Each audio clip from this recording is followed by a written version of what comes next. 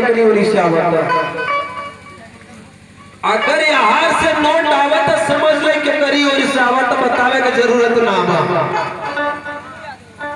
माई कृपा करे कि 8-10 भट्ठा भैया तोरे हो जाए।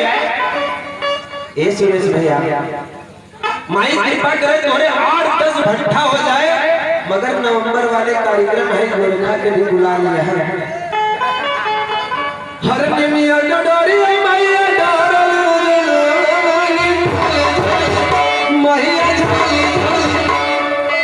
तने जंप मार के नाचा, तने उछल के पते है भी झूला मोरा झूलाना।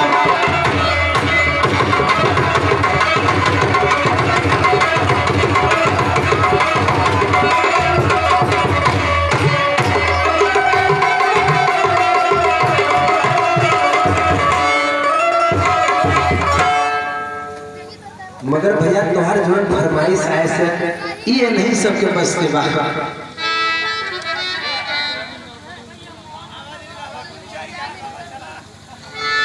तो बजा दो भैया।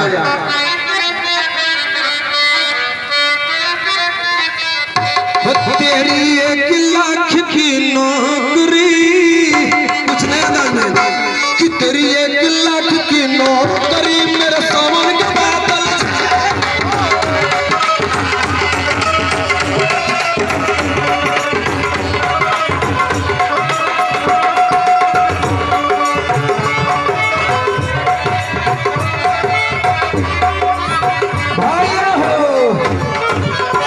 काहो बड़को तुम मानेला हाय हाय हरे घुमात कर धैदा बे कि गोरी रसगुल्ला घुमात कर धैदा गोरी रसगुल्ला।